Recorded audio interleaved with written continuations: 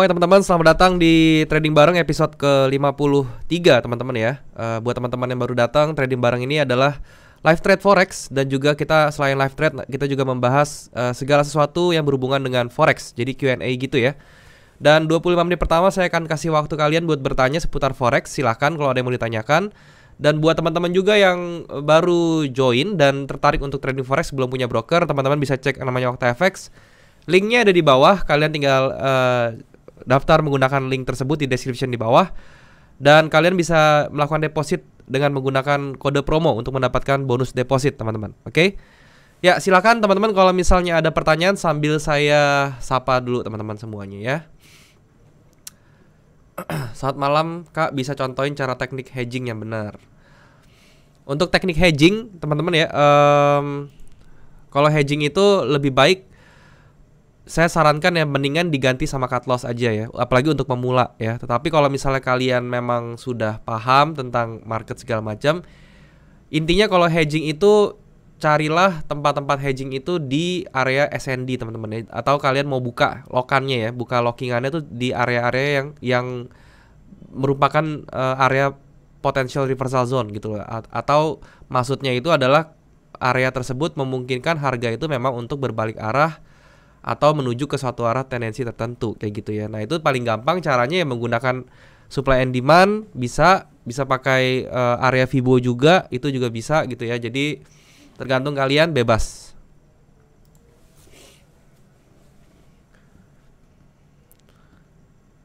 GoFlex hadir. Halo, Thomas. Gimana nih, Tom? Udah di mana tradingnya, Tom? Forex.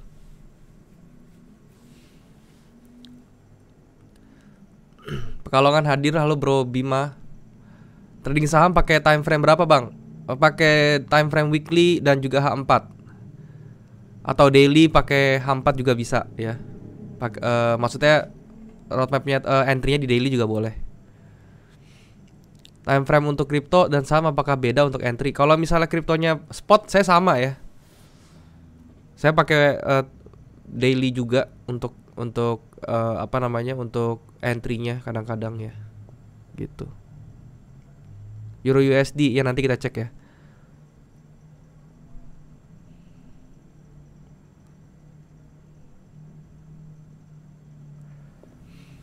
Bang Daryl trading pakai multi time frame strategi, yaitu time frame sebagai roadmap H4 dan TF sebagai entry di M30. Iya betul.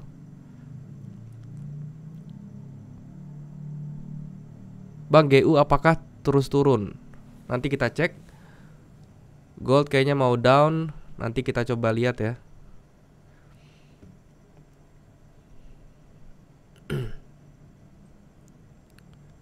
Pasangan US dollar kayaknya baru normal 1 mingguan. Normalnya itu maksudnya apa tuh?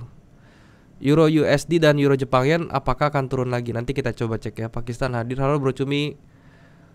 Bang, kalau kita OP buy Bitcoin hari Jumat, Sabtu dan Minggu kan OctaFX tutup.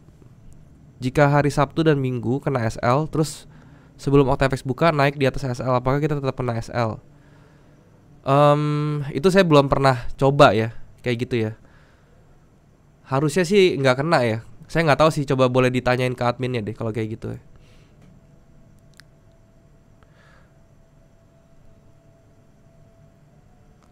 Tapi kalau misalnya kalian lebih amannya memang kalau untuk kripto ya, khusus kripto di OctaFX mendingan jangan diinepin sampai Sabtu Minggunya gitu ya. Karena kalau misalnya kalian inepin ada resiko nanti biarpun kalian sudah kena SL, ternyata dia turunnya itu melebihi SL kalian gitu di hari Minggunya ya. Itu nanti akan lompat ya. SL-nya tuh akan menjauh gitu loh. Akan kepotongnya tuh lebih daripada SL yang sudah kalian tetapkan. Jadi saran saya kalau kripto ya, di OctaFX tuh jangan ditinggalin nginep sampai dari Jumat ke Senin gitu. Market seperti ini apakah akibat kebijakan The Fed yang dikeluarkan oleh US Bank? Apa komentar Bang itu? Iya, ya bisa jadi ya. The Fed mengeluarkan kebijakan katanya mau nge-hold rate-nya ya. Ya jadi kan itu efeknya kan ke US kuat ya. Jadi ya semua counternya US ya turun. Bali hadir, halo Bro Harry. Apakah post FOMC bertahan lebih dari 2 hari bang? Bisa lebih dari 2 hari. Pokoknya kita ngelihat patokannya chartnya aja ya. Nanti kalau misalnya kelihatan kok di chart itu, kalau misalnya dia sudah mau kelar tuh kelihatan ya. Malam Bang Daryl, halo bro Neil Chain. Lebih kuat chart pattern apa SND bang? Saya lebih suka supply and demand dulu baru ke chart pattern. Pakai komputer merek apa bang? Saya pakai desktop bikin sendiri ya. Rakit sendiri maksudnya. Gold akan turun kemana bang? Ini udah turun jauh ya. Harusnya sebentar lagi dia ada reversal dulu teman-teman. Nanti kita coba cek ya. Pakai indikator apa bang? Saya pakai exponential moving average sama stokastik aja sih.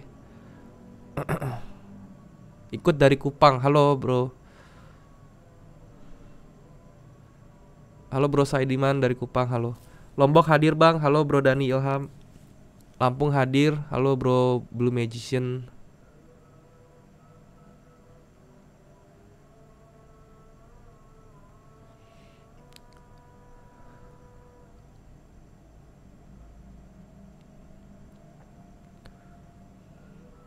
Gold D1 lagi retrace Fibo 1618 ya. Nanti kita coba cek ya. Harusnya sih iya ya.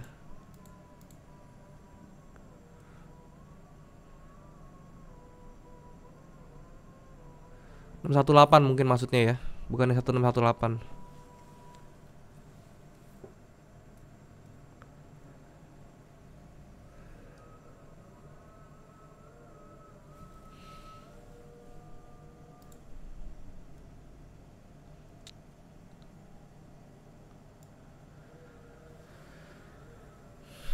Malam bang, untuk Fibonacci entry-nya bagus setelah terbentuk pattern apa ya bang? Kalau Fibonacci tuh setelah marketnya trending aja itu paling bagus ya. Pokoknya dia sudah bikin bikin ABCD yang trending seperti itu aja ya, itu udah bagus.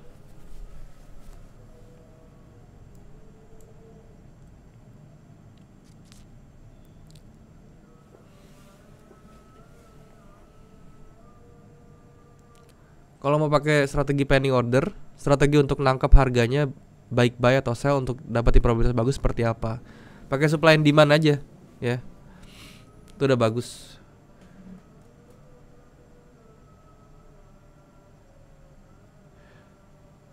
Greater than forecast is good for currency, bisa dibahas bang, masih agak bingung. Jadi di Forex Factory itu kalau kalian kan bisa lihat ya di paling kanannya itu tab paling kanannya ada actual, forecast sama previous kan. Nah itu kalau misalnya tulisannya greater than forecast is good for currency ya berarti kalau actualnya lebih besar dari forecast ya itu bagus buat mata uangnya gitu loh maksudnya. Indikator stokastik settingannya Bang Daryl, kadang di TFH1 udah oversold tapi di H4 malah masih area overbought, pencerahan bang. Jangan kayak gitu ngeliatnya ya. Kalau dilihat di H1 aja gitu loh. Kan entry-nya di H1. Ya lihatnya di H1 aja, jangan ke H4 lagi. Kalau kayak gitu nggak akan selesai sih. Bisa, maksudnya ketemu yang H4-nya oversold terus H1-nya oversold ya. Kalau gitu cari dulu yang H4-nya oversold atau overbought gitu loh. Jangan mulai dari H1-nya tapi mulai dari H4-nya dulu. Settingan indikator saya 533 by the way. Cara nentuin base yang pas gimana? Soalnya sering kelewatan momen. Kadang-kadang juga nggak nyampe. Base yang tepat itu sebenarnya lihat yang pertama paling sering yang paling sering respect ya. Maksudnya respect itu di retest tuh dia mantulin terus. Ya dia paling bagus buat areanya. Yang kedua paling dekat sama current price yang lagi berjalan. Itu yang menurut saya paling oke.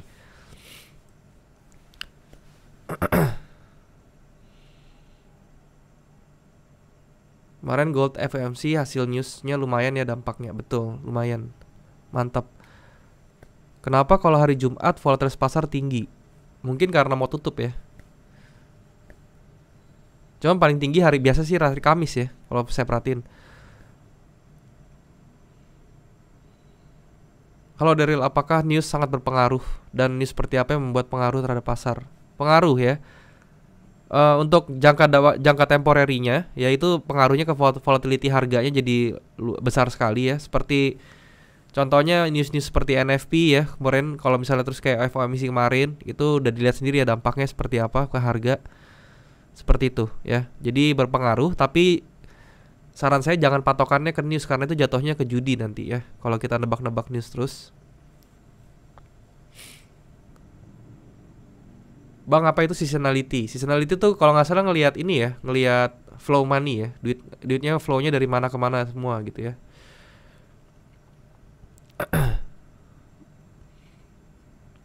Kalau nggak salah loh.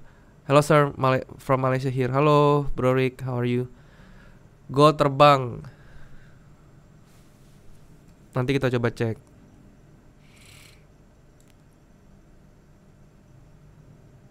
Pati Kayen hadir bang. Halo Bro Bagas. Kalau di OKTavex ada biaya in-app nggak buat open order? Nggak ada fees, nggak ada swap.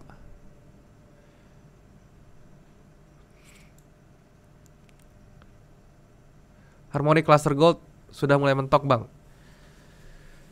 Kayaknya ya. Ini udah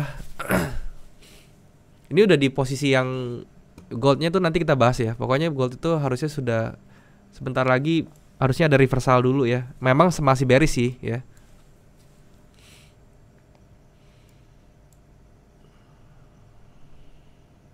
Jumat kemarin loss apa profit bang? Loss ya, dua-duanya itu loss. Untuk scalping teori yang enak gimana bang? Untuk scalping itu biasa aja sih, sama aja sebenarnya. Pakai apa namanya? Price action aja gitu loh. UFO itu sama dengan SND nggak bang? UFO itu bagian dari SND ya.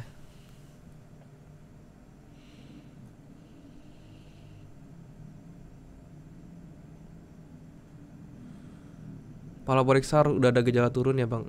Di mana nih?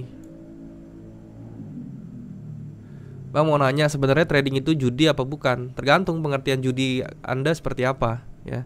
Dan juga perlakuan Anda terhadap forex ini kayak gimana. Itu bisa merubah perspektif judinya seperti apa gitu. Kalau misalnya kalian trading itu nggak apa, entry-nya itu masih nggak tahu pakai apa ya, itu judi sih sebenarnya.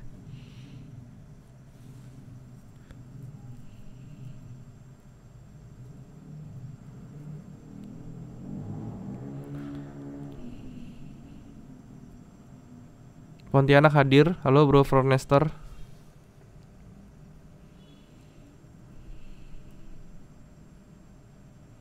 EMA berapa aja bang? Kalau stokastik settingannya standar. EMA-nya 213490, kalau stokastik settingannya 533. Balikpapan hadir. Halo Bro Kelvin. Suparno Jombang hadir. Halo Bro Suparno. Nominal deposit dan lot size untuk trading saat New York Sessions berapa bang?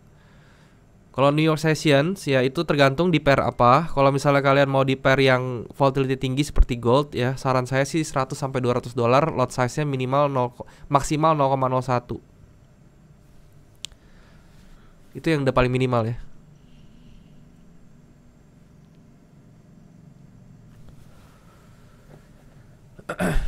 Aussie USD bakal bearish sampai berapa bang? Nanti kita cek.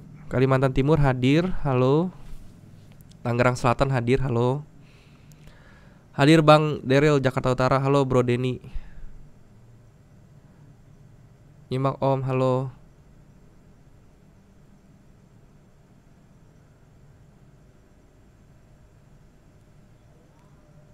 Dari Libanon hadir Bro Reza.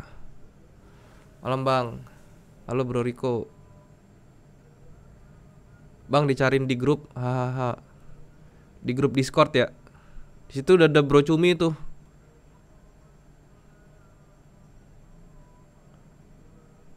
Banyak tuh teman-teman yang lain. Saya jarang di grup Discord emang. Saya cuman silent reader aja tuh di grup Discord.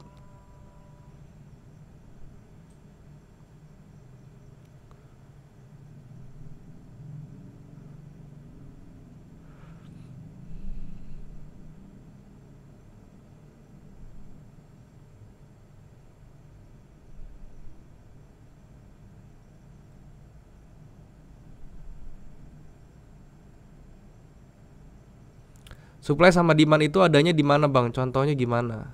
Coba nonton video saya dulu tentang supply and demand deh. Itu saya udah jelasin dulu tuh.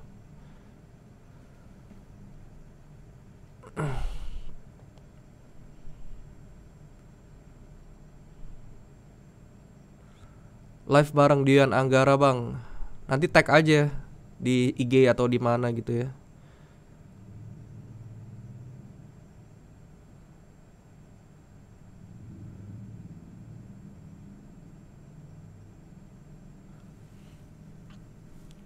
Bang, kalau pattern flag atau wedge tingkat kemiringannya yang fix berapa derajat ya? Nggak ada sih.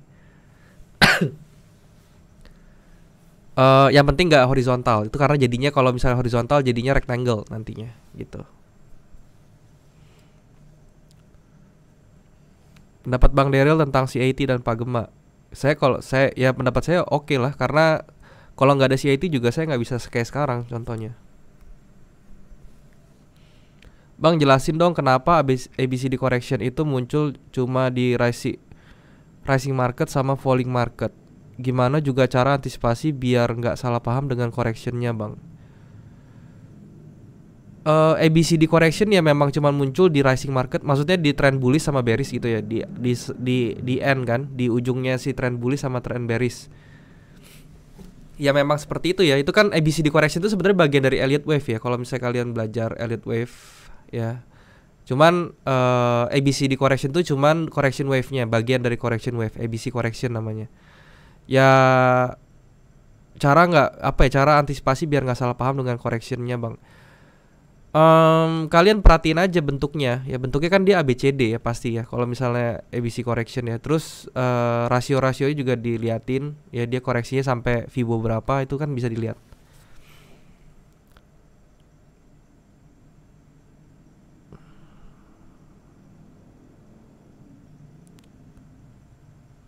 Abang entry di time frame berapa? Saya di M30.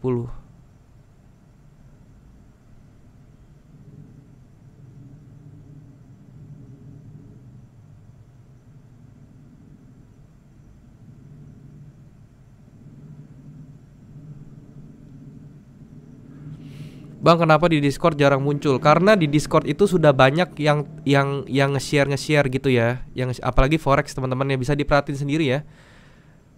Nanti kalau misalnya saya ikut-ikutan nge-share ya segala macam, ujung-ujungnya nanti pasti ada gesekan gitu ya. Saya nggak mau seperti itu ya. Jadi biarin aja yang udah nge-share yang nge-share. Nanti kalau udah ada yang udah nggak ada lagi yang nge-share, baru tuh saya nge-share tuh ya di Discord. Gitu loh. Karena saya sudah berpengalaman di berbagai komunitas trading, grup trading ya. Kalau misalnya di sini juga sudah ada yang pernah berpengalaman di grup trading, pasti kalau yang satu ngepost analisa, terus ada lagi makin banyak ngepost analisa, jadinya berantem nanti tuh satu grup. Coba deh ya, kalau misalnya kalian nggak percaya. Kalau misalnya kalian belum ngerasain ya berarti kalian baru tuh di trading, belum lama ya. Kalau yang orang-orang lama pasti tahu apa yang saya omongin maksudnya. Jadi buat saya kalau di grup trading tuh menurut saya sudah ada yang share bagus, saya nggak usah nge-share lagi, ngapain. SNR harmonik di Fibonacci angkanya berapa? 61,8.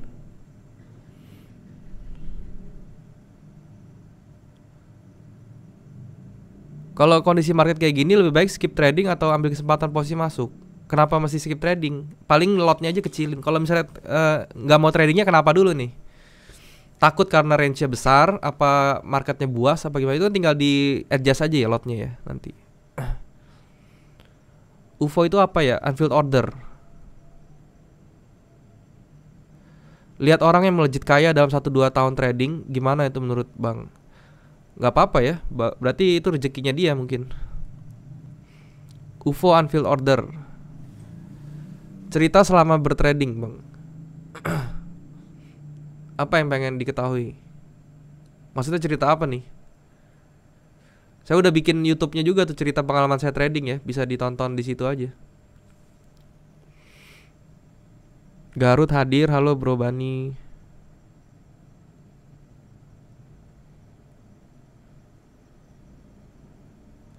Ya bang, bisa judi, bisa bisnis. Cuma yang membuat saya mikir tidak judi karena terus ikut webinar OctaFX termasuk Bang Daryl. Thank you, salam. Iya.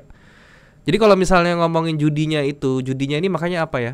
Kalau judinya itu berdasarkan melihatnya gara-gara ada probabilitasnya gitu ya. Ada apa sih? Ada game of opportunity seperti itu. Saya rasa semua judi itu semua bisnis itu judi berarti ya. Karena semua bisnis yang real pun itu nggak 100% berhasil kan. Kita gambling juga ibaratnya kayak gitu. Cuma kalau pengertiannya judi kayak di kasino segala macam ya enggak lah. Enggak seperti itu ya forex.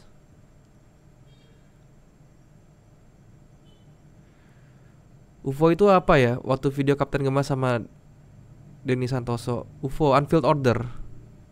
Saya nggak tahu ya kenapa Unfilled Order ini jadi famous sekali ya. Padahal dia dari dulu loh maksudnya ya. Kenapa di Indonesia tuh baru kayak sekarang tuh UFO ya, padahal biasa aja sih sebenarnya.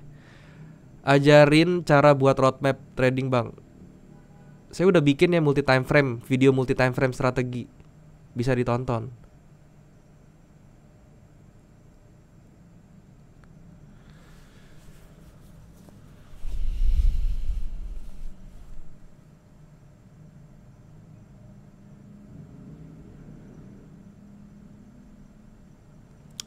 Bang, lu biasanya filtering semua market dulu baru entry atau kalau lagi dapat market bagus langsung entry bang? Biasanya saya itu kalau trading ya, saya cuman ngeliatin pair yang saya biasa tradingin aja, paling 2-3 pair aja gitu ya. Itu kalau saya biasa trading ya. Cuman kalau di live ini kan saya harus lihat semuanya ya. Bukan berarti saya kalau setiap trading saya pergi kayak sekarang gini ya. Saya lihat semuanya kayak gitu, enggak ya.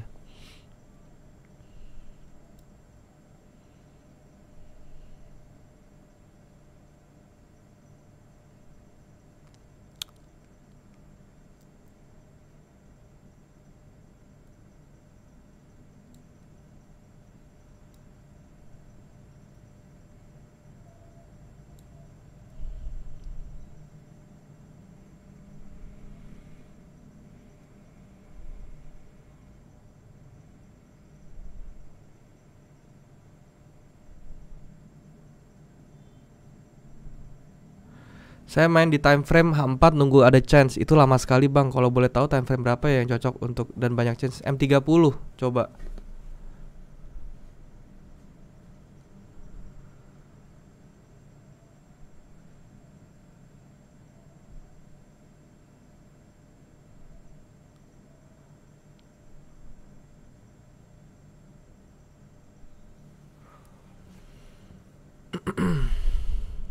Oke, kita coba lihat market ya sekarang teman-teman. Kita coba cek dari euro dulu ya. Kita lihat euro seperti apa.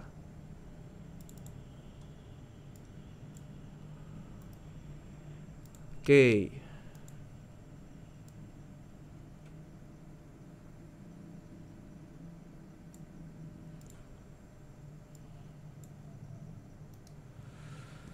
Euro masih bearish teman-teman ya, masih bearish sangat ya.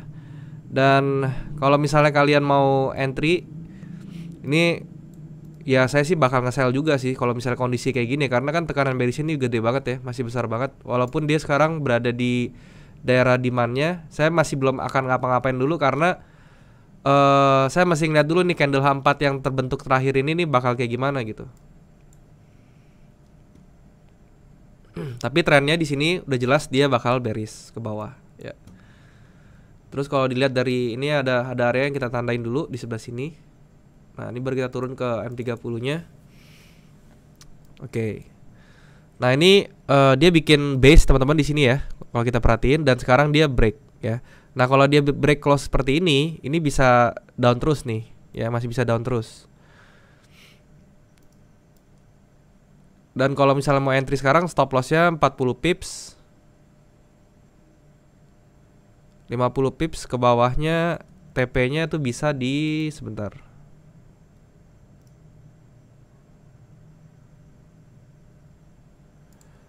Di sebelah sini dulu ya.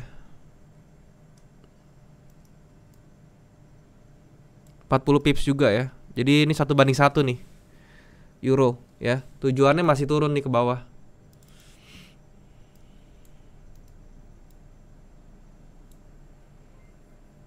Kita coba lihat di time frame yang kecilnya lagi ya. Di sini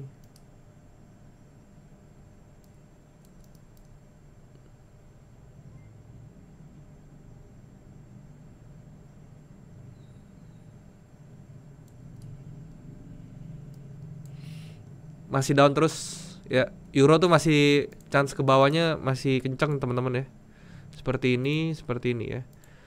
Nah ini kalau misalnya nanti false break ke atas sih baru di cut aja. Kalau misalnya kalian mau entry ya silahkan nih, bisa ya. Ini ngambilnya kecil banget sih sebenarnya. Scalping ya.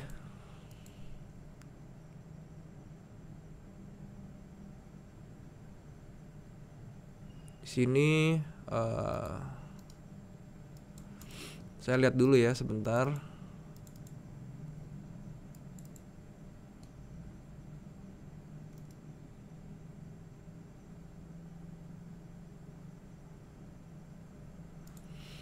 Oke.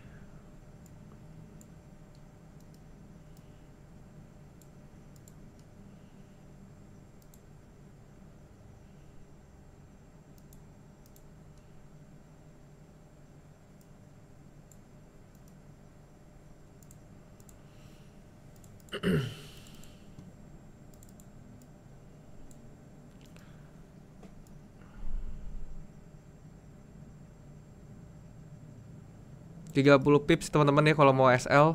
Terus kalau mau TP di sini 40 pips, 1 banding 1 lah hampir ya.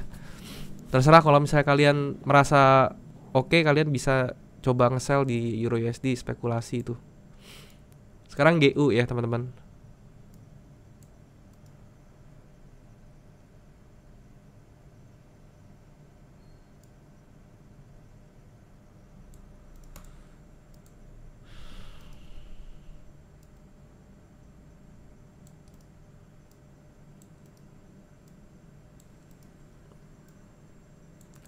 Oke, kalau GU juga masih down ya. Masih down dan targetnya dia tuh bisa sampai bawah nih teman-teman ya. Sampai di level ini. Ini target pertamanya nih. Oke. Di 1.375. 1.375 sekitar 100 pips ya. Bawah.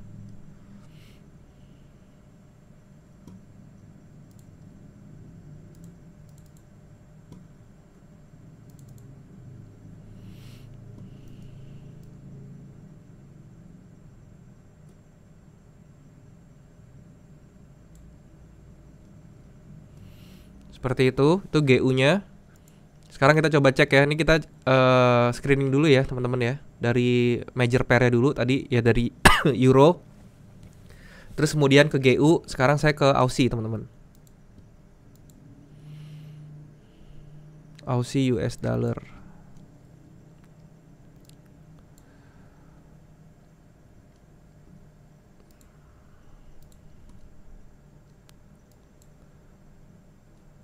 Oke.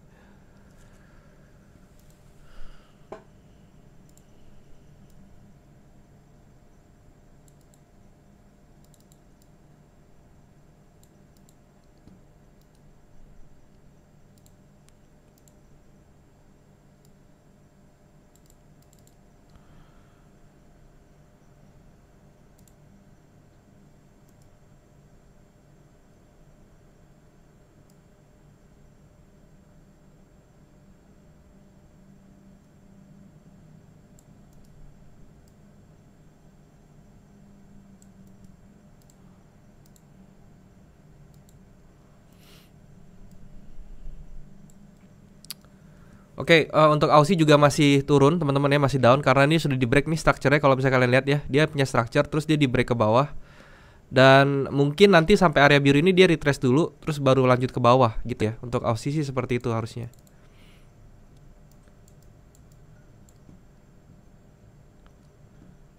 Sekarang kita coba USD Jepang yen ya.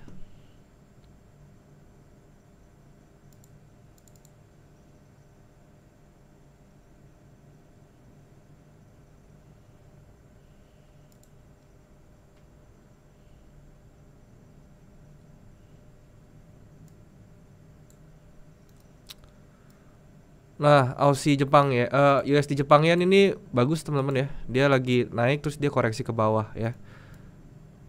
50 pips. Dia bisa up nih teman-teman.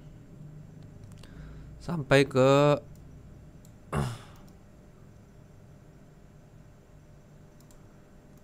mungkin sampai ke higher high-nya di sini. Target pertama. Oke, ini mungkin saya akan ambil posisi teman-teman di USD Jepang yen ya. Saya akan nge-buy.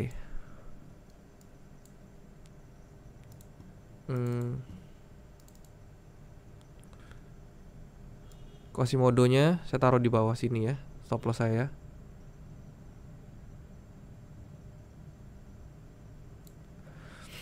Cuma 37 pips ya stop lossnya.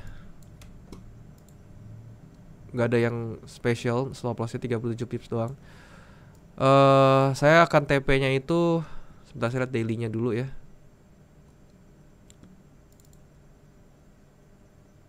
Nah, ini menarik sekali daily-nya ya.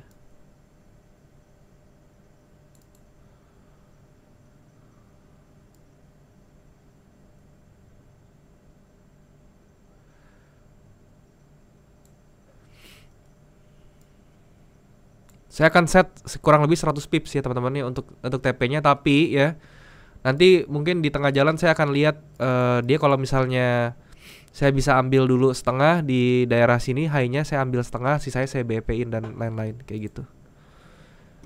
Seperti itu ya, itu USD Jepang. Sekarang kita coba ke gold ya teman-teman.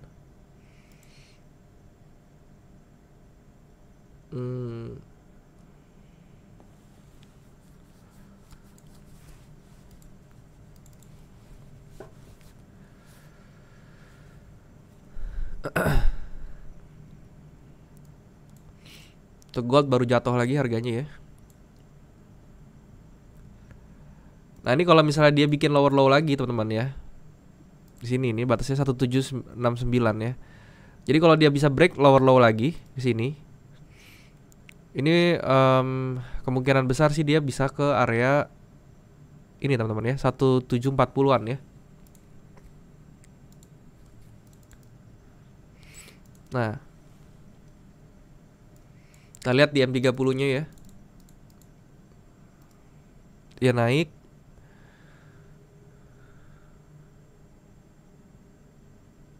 Oke, di sini dia turun ya sekarang. Kita lihat di sininya.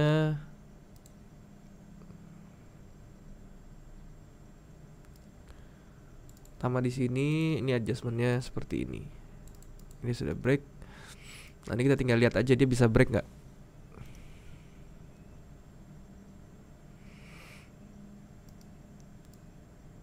Ini satu candle teman-teman ya, satu candle M30 nih. Isinya tuh 150 pips ya, gila ya gold. Jadi tarik ini masih ke bawah ya teman-teman ya. Untuk gold juga masih down 1740, masih 300 pips, 380 pips. Nah, kalau misalnya kayak gini kondisinya, lotnya jangan gede-gede ya. Saya contohin teman-teman ya. Ini misalnya saya mau trading di sini nih. Ini kan sekitar berapa nih? Stop lossnya nih kalau di atas sekitar 170 pips ya. Berarti kalian bisa aja misalnya mau entry nih, ya udah tapi saya entry-nya 0,0 aja ya, 0,0 misalnya 0,03 gitu ya. Ini saya nge-sell misalnya di sini. Ya udah, it's okay. Ini kan targetnya kan di sini. Masih 360 pips ya. Gak apa-apa gitu ya. Nah, stop lossnya juga di atas ini 50 pips. Kayak gitu loh. Jadi lotnya tuh bisa disesuaikan teman-teman. Intinya kalau misalnya kalian merasa kegedean range-nya, jangan malah skip trading, tapi lotnya aja dikecilin gitu loh maksudnya. Oke. Sekarang kita coba lihat Nasdaq-nya gimana ya. Nasdaq-nya ini masih bullish ya teman-teman ya. Dia sudah break di sini nih. Ini ada area di sini, ada level resistance. Dia sudah break, retest ya. Nah, ini pada saat retest dia udah kena nih 14 ribunya nih. Ya, dia lagi retest. Kita tinggal lihat apakah dia bisa reject lagi ke atas. Kalau reject lagi ke atas, ini high-nya bisa di break lagi teman-teman ya untuk Nasdaq. Harusnya dengan apa sih? dengan berita-berita yang apa sih yang ngangkat US gitu ya, itu harusnya sih bisa naik lagi ya Nasdaq. Bitcoin Bitcoin otomatis ke downgrade ya teman-teman ya. Kenapa? Karena ya kalau misalnya US dollar naik ya, Bitcoinnya pasti down ya. Karena uang di sana pasti muter ya, pindah. Tapi ini udah lihat ya, ini Bitcoin ini sudah transisi teman-teman ya. Sudah melakukan transisi di H4-nya ya. Mulai melakukan transisi dari tadinya bearish, sekarang dia sudah mulai apa namanya? Sudah mulai mau ada pergantian dari bearish, dia sideways dulu, nanti dia mungkin up sedikit. Nah tapi upnya ini apakah sampai terbang atas atau cuma sampai gap ini aja nih 48.000 ya, itu yang harus diperhatikan nanti. Itu Bitcoin. Oke, saya cari dulu lah yang lain.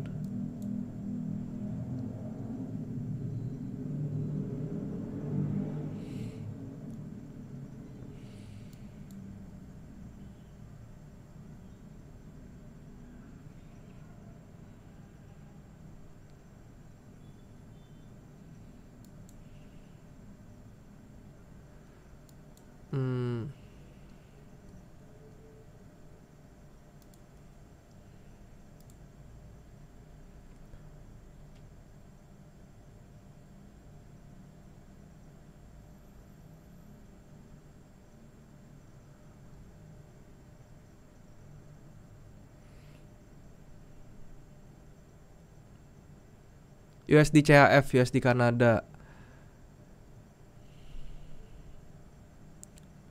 Euro Jepang dulu ya, kita coba cek ya. Euro Jepang.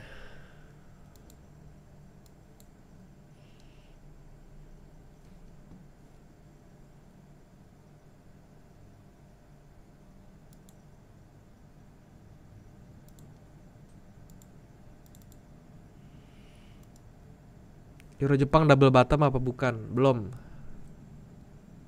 ya. Dia harus break neckline-nya dulu nih. Pokoknya kalau misalnya kita mau counter trend di reversal seperti ini ya, double bottom tuh harus konfirmasi sama neckline ini harus di break dulu ya. Jangan spekulasi di sini udah ada double bottom misalnya kita udah langsung bilang aja gitu, jangan ya. USD CHF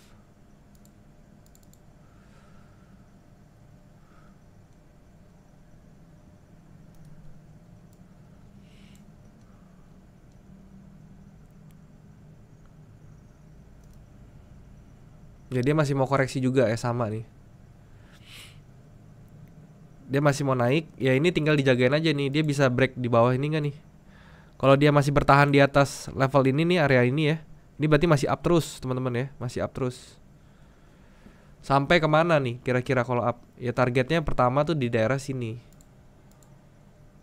Nah sini ya, di 0,92, 0,93 deh. Nah 0,9300 nih. Ini targetnya dia ya, USD CHF di sana. USD Kanada sekarang sama ya, polanya sama, dia bikin nge-curve gitu ya. Ini tandanya dia bisa naik lumayan up ya, tingginya masih oke. Ini juga konsolidasi kecilnya di sebelah sini kalau yang Kanada. Plus dia di sini ada di bawahnya juga merupakan area demand ya. Jadi ini aman juga nih untuk Kanada nih. Kalau misalnya kita masih di atas area yang biru ini ya masih aman untuk up.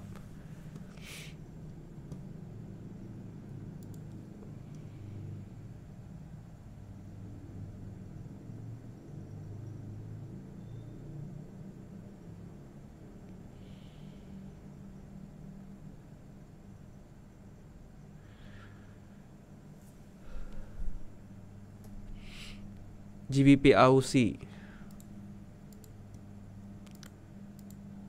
GBP Aussie ya.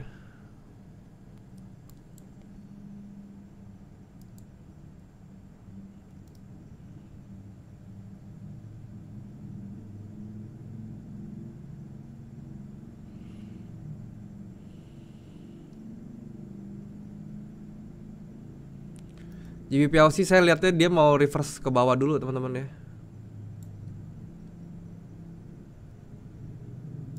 Kita lihat dulu di M30 nya ada sesuatu yang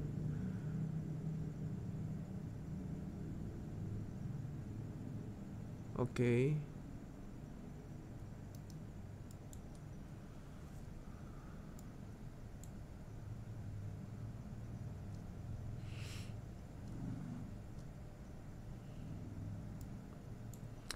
Kalau mau JBPLC, kalau mau nge-sell ya, tunggu dia break dulu ke bawah sini ya, terus habis itu retrace ke atas sini, baru kita bisa nge-sell nih di sini ya. Kalau sekarang sih jangan ngapa-ngapain dulu ya. Kenapa? Karena posisinya sekarang kalau mau nge-buy udah ketinggian, kalau mau nge-sell belum confirm gitu loh. Tapi kalau saya pribadi sih saya bakalan lebih pilih nge-sell daripada nge-buy kalau kondisi kayak gini ya. Karena lihat dari sininya ya.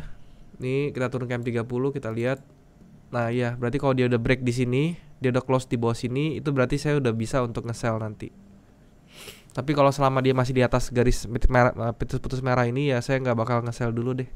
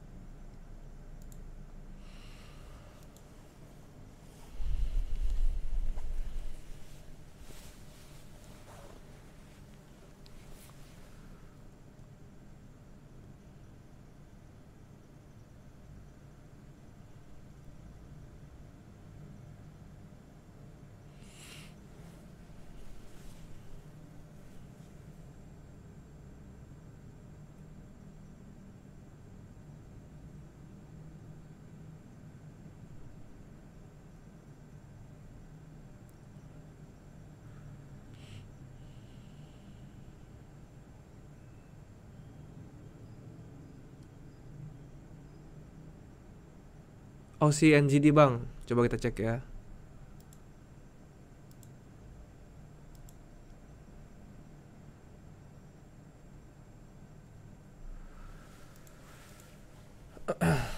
Aussie NZD.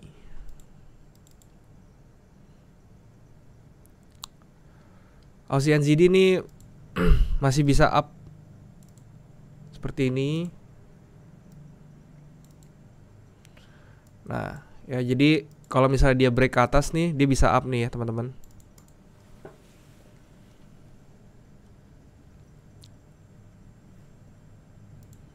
Kita lihat di M30-nya apakah ada momentum yang terbentuk di sini.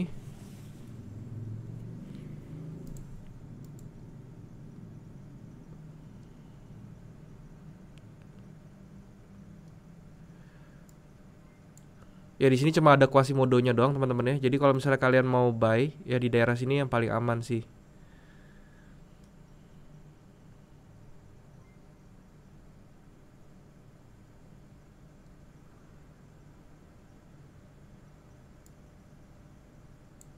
Targetnya ya kalau misalnya Aussie NZD ini bisa naik sampai di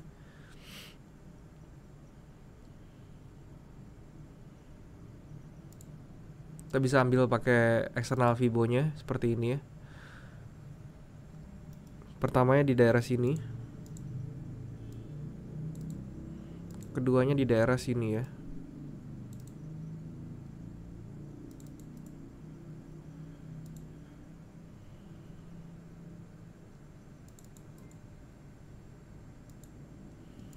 Oke.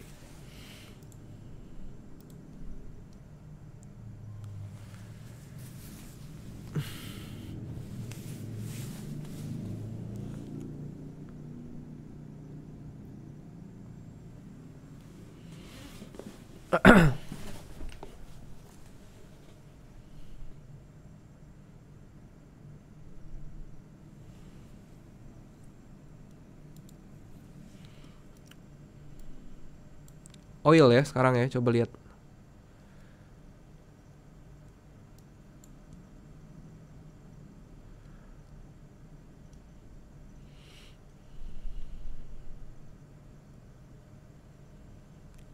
Untuk oil dia di H4-nya ini masih bullish teman-teman ya. masih bullish ya seperti ini, cuman dia lagi koreksi nih ke bawah. Kita tinggal lihat apakah di sini bisa nanti di M30 terbentuk momentum bisa bullish ya. Jadi contohnya seperti double bottom seperti itu, nanti ditungguin aja ya. Jadi di sini nanti dilihat apakah ada double bottom atau divergence juga nanti di sini, bullish divergence maksudnya ya.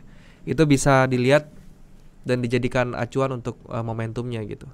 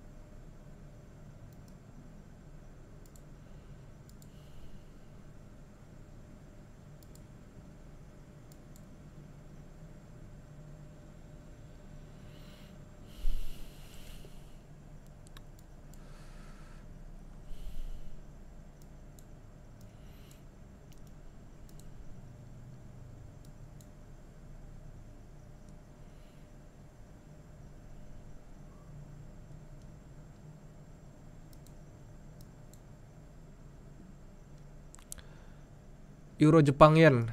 Kalau saya sih kalau ditanyain mau nge-buy apa nge-sell Euro Jepang Yen, saya maunya lebih baik nge-buy daripada nge-sell kalau saya ya.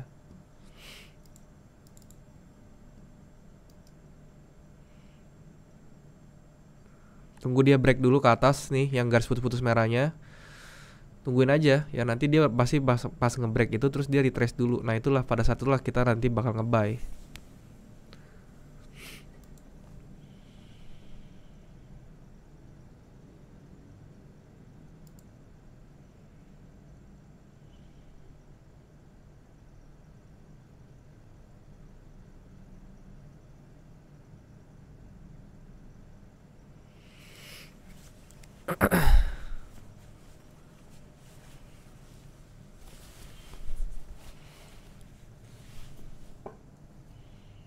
GJ gimana bang?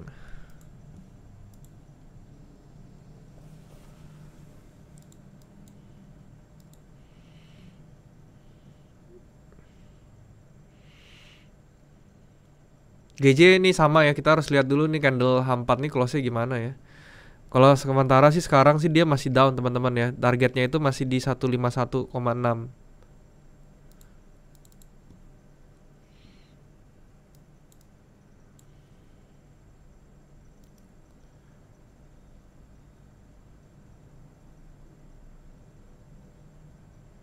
Iya 1,51,6 ya.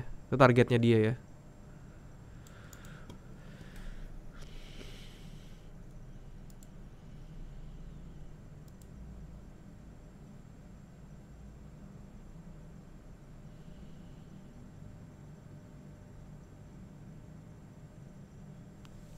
Bang, buat pemula mau terjun ke trading gimana bang? Kasih tipsnya dong.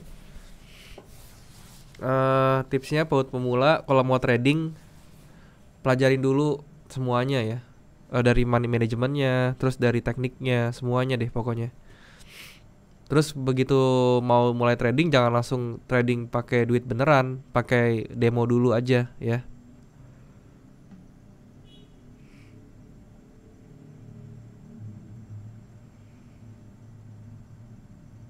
EJ, UJ, GJ itu apakah selalu searah? Enggak sejalan, enggak selalu sejalan ya. Bisa kemungkinan besar sejalan tapi enggak selalu. Korelasi USD naik sama gold turun apa bang? Ya kan pembandingnya gold itu kan adalah US dollar. Kulihat jarang entry pakai setup Quasimodo price action ya bang. Quasimodo jarang sih bener.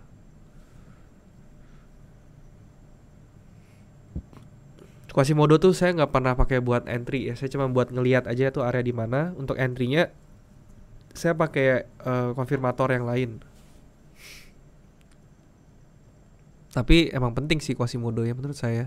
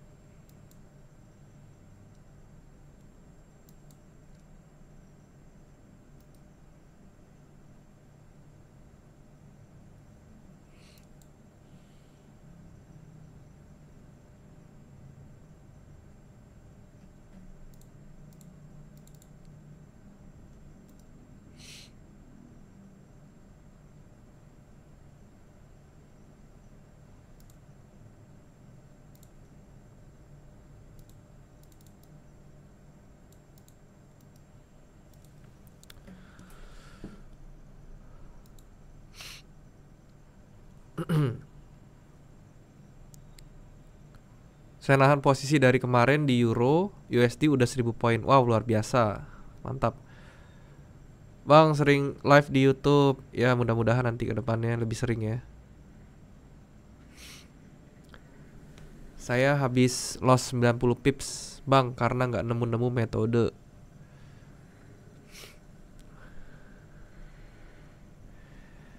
Ya, apa namanya? Kalau misalnya loss 90 pips gara-gara metode, coba dicek lagi maksudnya semuanya ya, jangan dari metodenya doang, mungkin dari money manajemennya segala macam kayak gitu. Quasimodo teknik GG bang, kadang bisa zero float. Semuanya pak, semua yang berhubungan dengan SND sih itu bisa zero float rata-rata. Banyak unfilled order itu juga bisa, sama aja.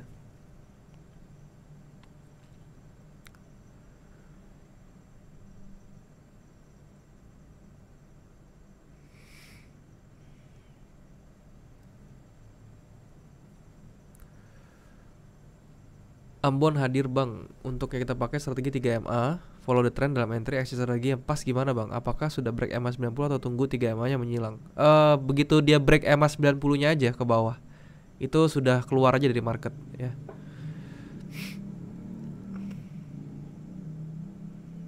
Berarti XAU lagi nggak retrace Fibo ya bang? Retrace Fibo apa maksudnya ya XAU ya? Ini kan maksudnya ya.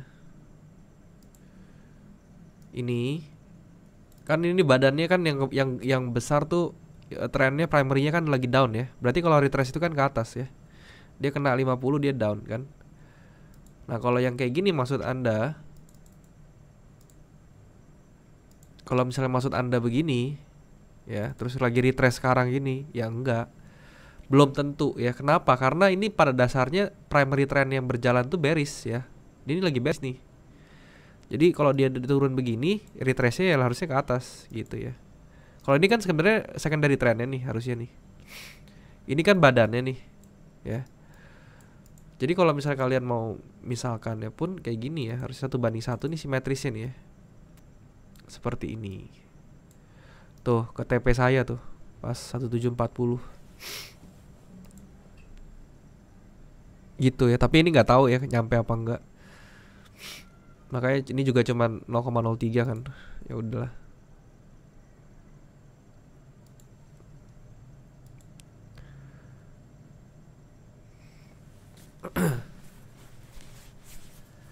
XAU kayaknya mantul dulu itu di 1875. 1875.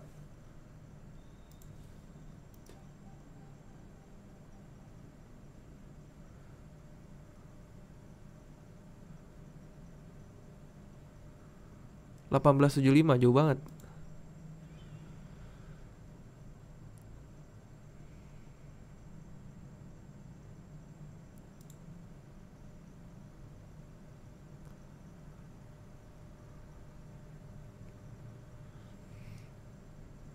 Jauh ya, 1875 ya. Tadi udah bahas Kanada CHF belum ya?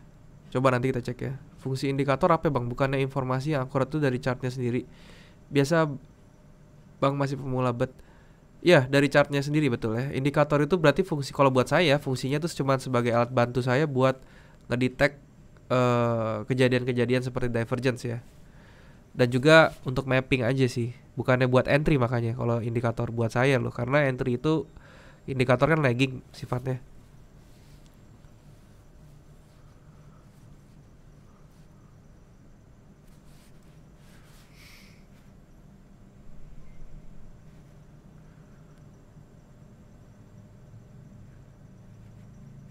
Lagi pilek ya bang? Iya nih lagi pilek. Karena ada CAF tadi ya. Coba kita cek ya.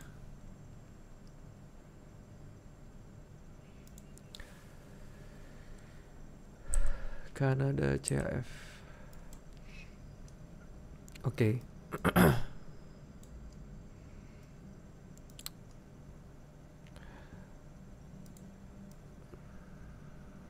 Nah, Kanada CAF nih ada pattern seperti ini ya teman-teman. Ada channel ya.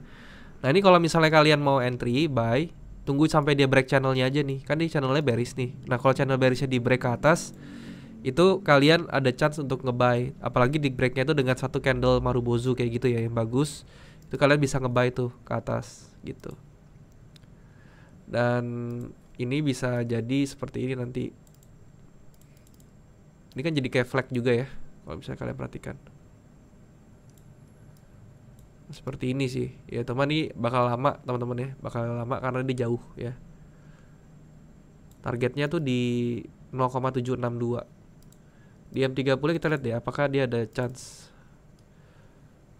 Nah ini dari apa namanya, dari M30 nya lumayan nih, dia bullish power pressure ke atasnya ada gitu ya. Jadi dia ada chance buat ngebreak. Jadi kalian tinggal perhatikan aja pada saat dia break di sini, itu kalian baru mulai bisa entry ya. Target terdekatnya kalian bisa apa namanya, pakai minornya ya. Jadi minornya kalian lihat di sini ya. Jadi target terdekatnya ini bisa pakai high sebelah sini nih. Di sini high-nya bisa dipakai, high di sebelah sini bisa dipakai juga. Jadi kalau break bisa ke sini dulu sama ke sini ya. Itu untuk TP sementaranya.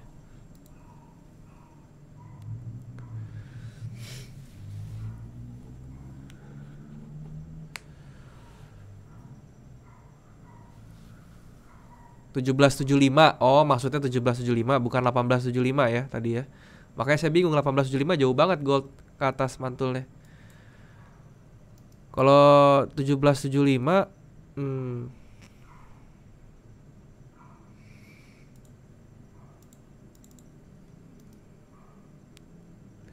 bisa sih ya, bisa ke situ dulu bener. Ya dia mantul ke 17.75 dulu.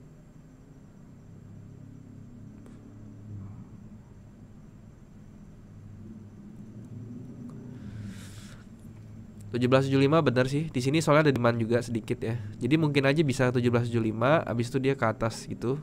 Nah, cuman pertanyaannya nanti apakah dia bisa, intinya low inilah ya. Low ini tuh kalau di break sama si XAU-nya itu udah pasti kemungkinan besar dia akan down terus gitu.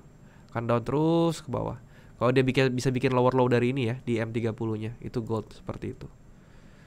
Tips and trick buat SL. SL itu kalian harus menguasai support resisten aja dulu ya. Bisa pakai support resisten aja dulu untuk SL-nya kayak gitu.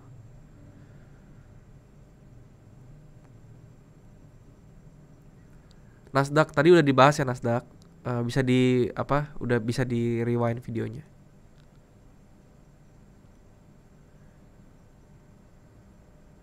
Ada gap 1773 M30 bang.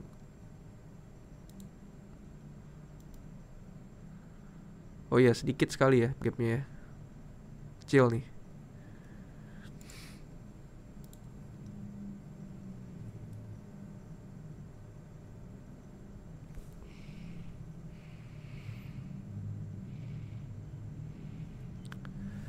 Oke teman-teman, live-nya sampai sini dulu ya. Dan juga sekali lagi saya mau ingetin buat teman-teman yang baru dan belum punya broker, kalian bisa cek OctaFX, linknya ada di bawah. Kalian tinggal klik link tersebut buat daftar, dan kalian bisa menggunakan kode promo untuk melakukan deposit ya, buat dapat bonus deposit. Dan kalau misalnya kalian tertarik dengan live trade seperti ini, kalian bisa hadir setiap hari Jumat jam 7 malam.